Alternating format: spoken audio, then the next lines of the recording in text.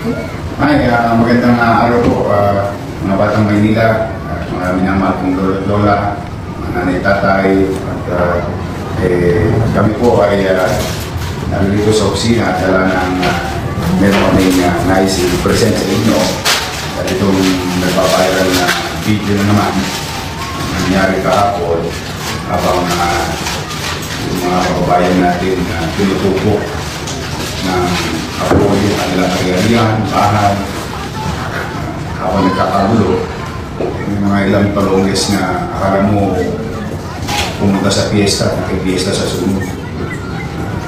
Pwede mo, biktima nga yung sunog yung mga tao. Biniktima pa nila ng mga pagnanakaw ng gamit. Hindi nila naintindihan.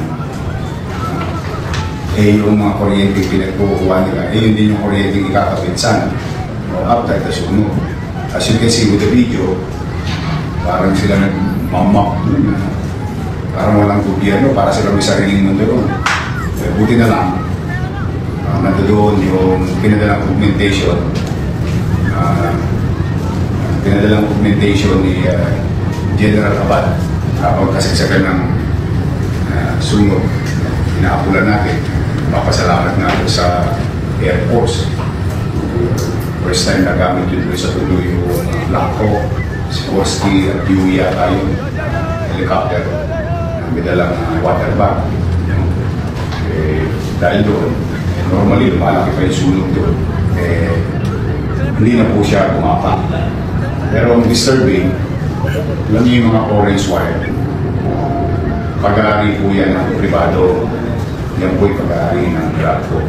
At dahil sa orange wire na yan, nagkakaroon ng mas safety na electrical supply sa mga community, kahit sa mga squatter o kahit sa mga bahay-bahay.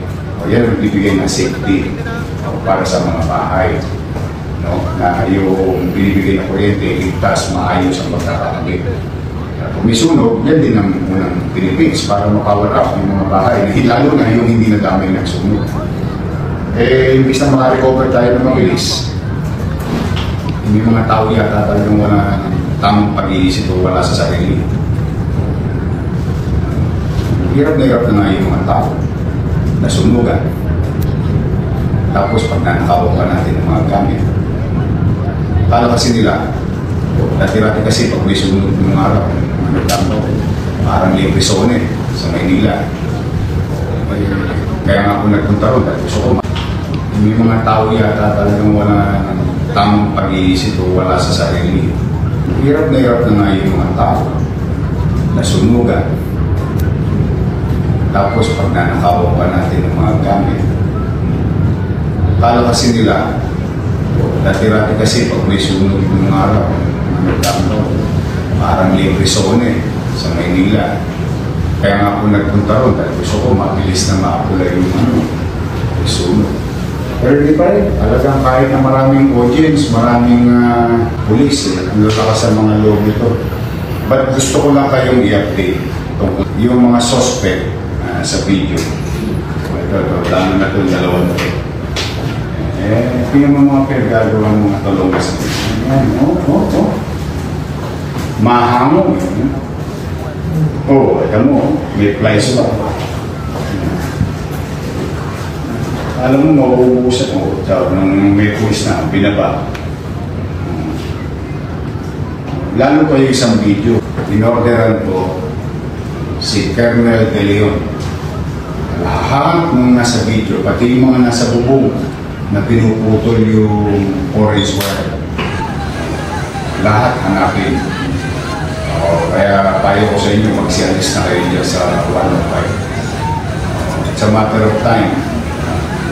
Huli kayo ng talaga at papapanagutin ko kayo sa mga tao.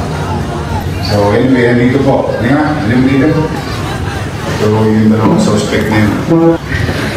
Manang-mana kami sa kilala kong joke ng Makati yung ano. Nagpapasalamat kami sa mga netizen na nagpo-post at tinatag kami. You're calling our attention to do our job. Thank you sa inyong lahat.